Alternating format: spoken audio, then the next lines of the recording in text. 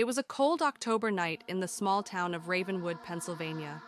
Leaves rattled on empty streets, and the wind howled like a warning Sarah had just moved here from Chicago, hoping for a quiet life after her divorce. But Ravenwood had its secrets, and secrets in this town came with a price. Her first week was uneventful. She worked at a local diner, chatted with neighbors, and tried to keep to herself. But one night after closing the diner, she noticed something strange. The street seemed wrong. The streetlights flickered, and shadows moved where no one should have been. On her way home, she saw an old, rusted pickup truck parked near the woods. Its headlights blinked on and off, though no one was inside. Curious, she drove closer, and her radio crackled with static, whispering her name. Sarah. Shivering, she turned around to leave, but the truck followed. No engine noise, just an ominous, gliding motion behind her.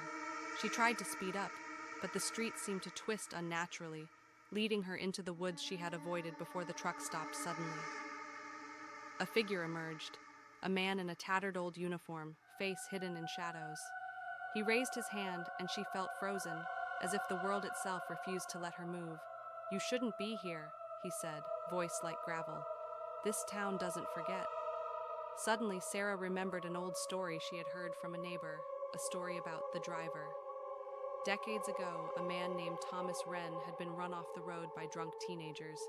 He had sworn revenge, and before he died in the accident, he cursed the town.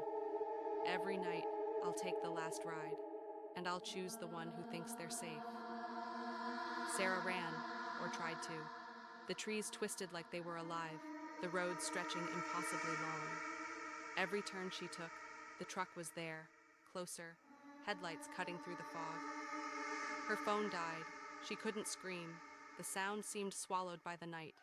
Finally, she stumbled into an old, abandoned church. The doors creaked as she pushed them open, and she collapsed in the cold pews. Silence, too much silence. Then she heard it, a tapping on the stained glass windows. Slow, methodical. "Sarah?" Her blood froze. She turned, and in every shadow, she saw him.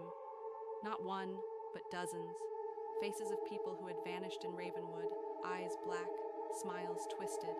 They were all trapped in the driver's curse, waiting for the next soul.